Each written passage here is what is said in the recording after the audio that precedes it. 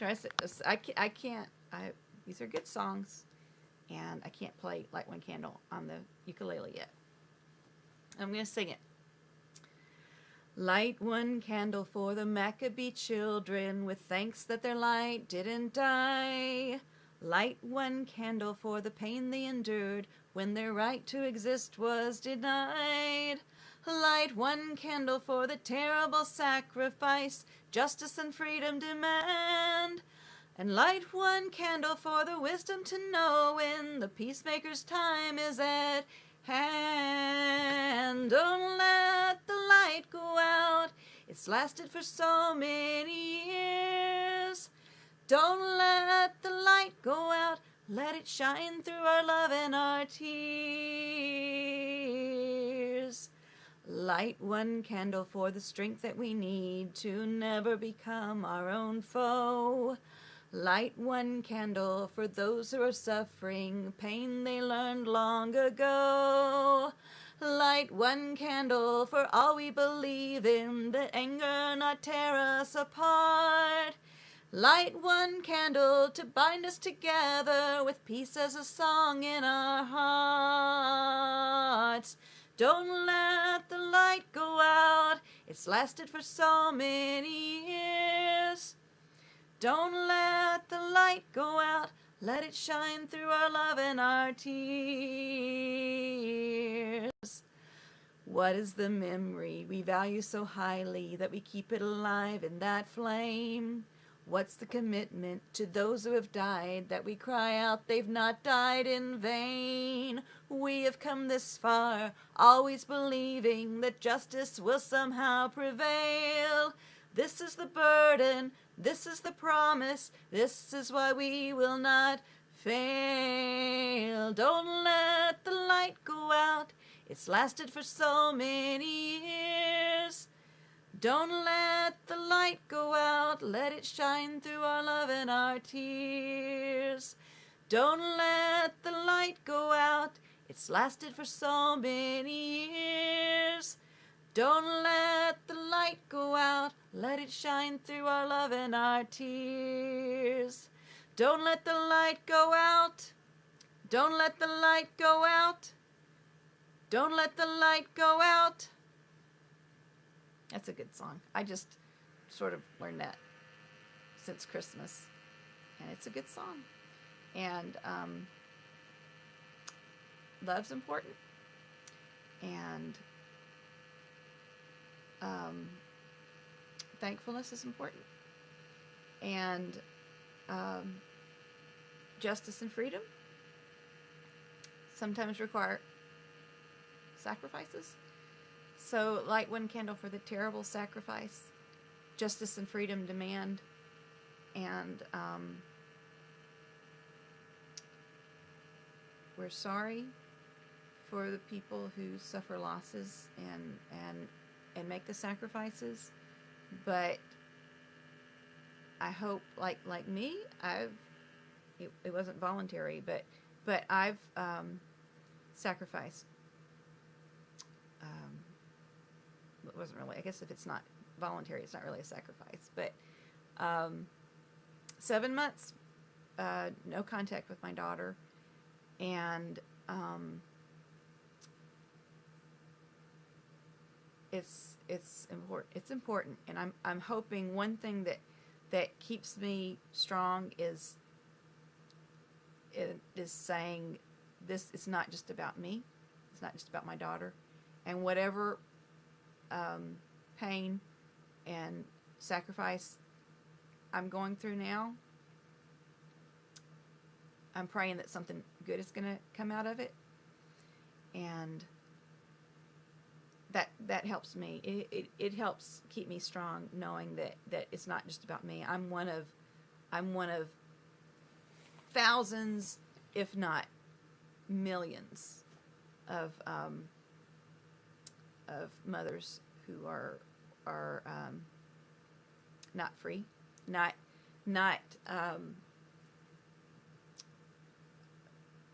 being able to enjoy the protections that are guaranteed, the rights that are guaranteed under Constitution of the state of Tennessee, Constitution of the United States. And I told my aunt, I said, well, I might be going next week. I might be going to jail for 260 days. And she's worried. And I'm like, I just might be going to jail. And it's don't worry about me. Worry. My brothers, 2 brothers and a sister went and fought in Iraq. And, and they were in the army, and my brother was he was in the Persian Gulf, but so 2 of my brothers and my sister and my brother-in-law were all in Iraq, and you worry about that, but the war I'm fighting here is, I don't think it's as risky, but I think it's more important. So, and I think singing the songs are important, and singing songs as a group is important. I read somewhere, because we're, when we're fighting, we're being attacked by our own, this is a civil war.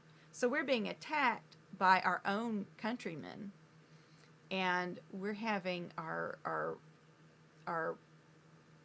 most precious possessions, our children, taken away from us, and we have no privacy. DCS, once they get involved, they think they've got free reign, drop in whenever they want to, and go through your house and go through your stuff and criticize everything you do. But so this is a civil war, and singing it's a stress reliever. I promise you. Go to church. I'm a member of Woodland Hills Church of Christ, and Church of Christ, we are really big on singing. We don't have instrumental music, but we sing 4-part harmony. It's amazing, and I read a study that singing is as effective as yoga in reducing your stress. And if you don't have a church family, I don't know how anybody gets through this without God, without faith and a hope from God, and trusting that good can come from suffering, and it's faith building and character building. And so if you're don't have a church family, there's Churches of Christ.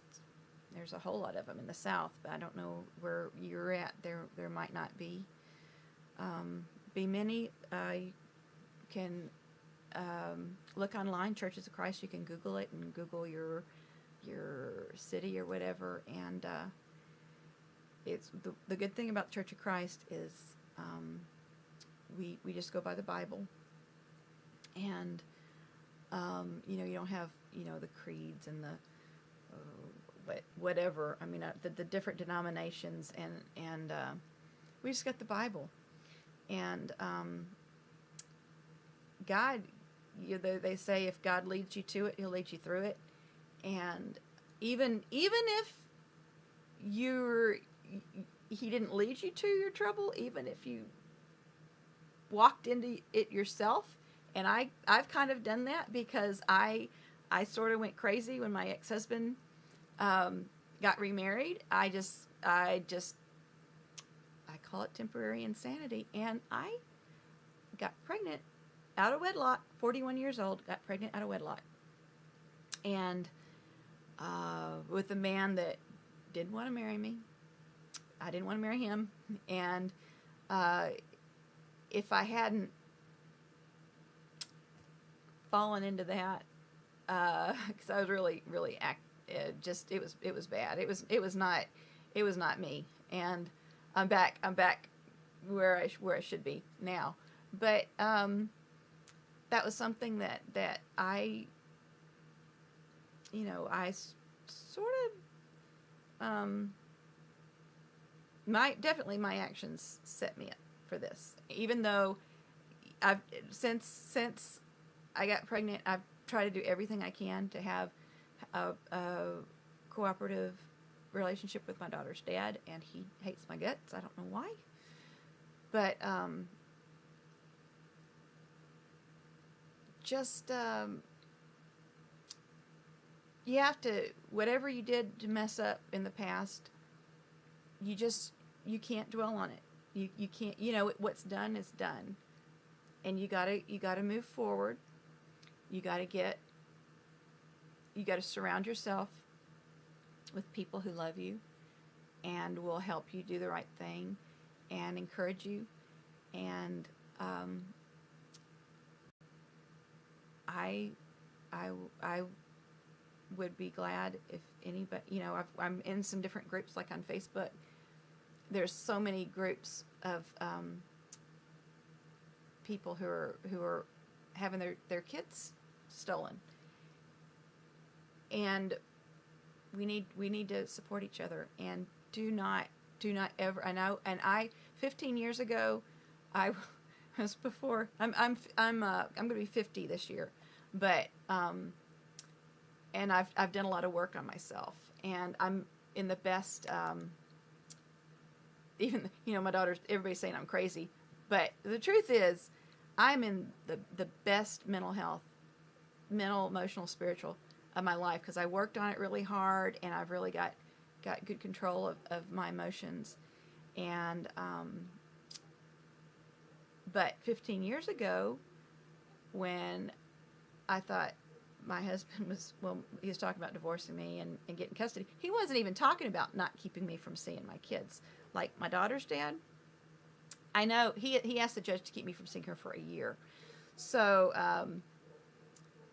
and 15 years ago, I was just faced with a divorce and not having the kind of family and not having the kind of relationship with my children that I wanted. And looking back, I feel like I had made an idol out of my family and my children. And an idol, it isn't like a little gold statue. It's anything in your life that's more important to you than God. It's an idol. And I didn't mean for it to be. I didn't think it was, but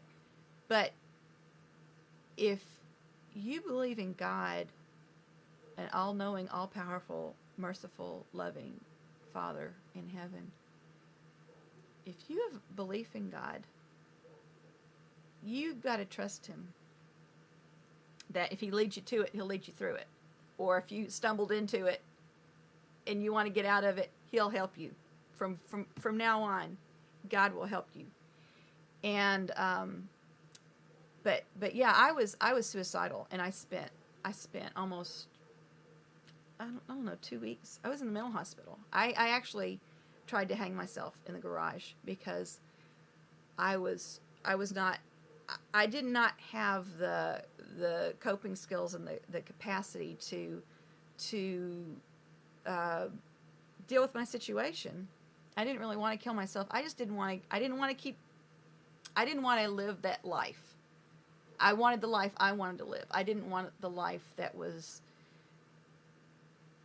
gonna probably, my reality. So I've been suicidal, and I know the despair. And I just read today. I don't know if it's lately or not, but people kill themselves because they think they're never going to get to see their kids again. And suicide is totally selfish. I understand it. I understand thinking, I understand. And I can't judge anybody that does it. I'm just telling you that if you or anybody thinks that I can't deal with the pain of being separated from my child, maybe forever.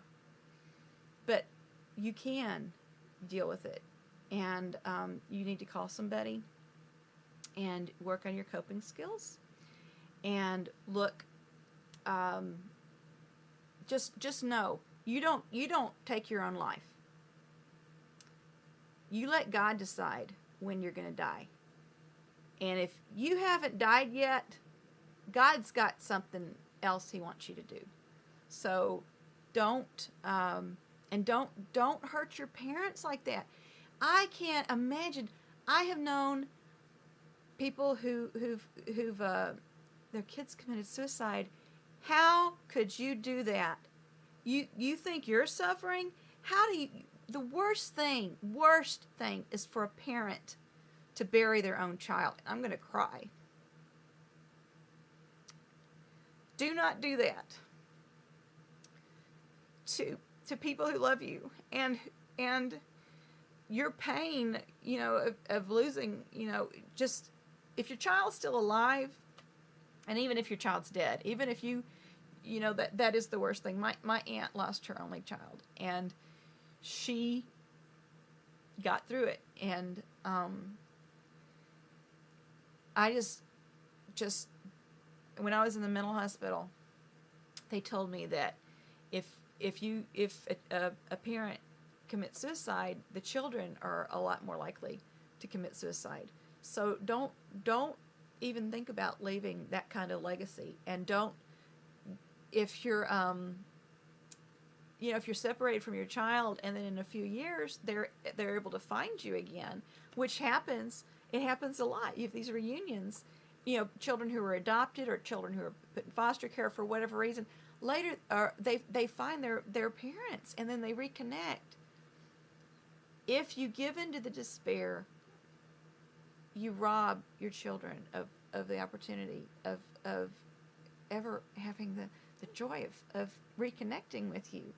So don't stay focused just on the pain you're in at this moment, because nothing stays the same. Nothing stays the same. And get in some groups, and then you support each other. Get in church, get in support groups, get politically active. So that's kind of what I'm doing. Is I'm becoming politically active. So no American mother like me, who is a good mother, loving mother, deserves the heart-wrenching pain of being separated from their child. So, but there's a lot of us going through it, and that might be my son calling me to go pick him up. But I just, it is anyway. That's a long. I talked too much on that.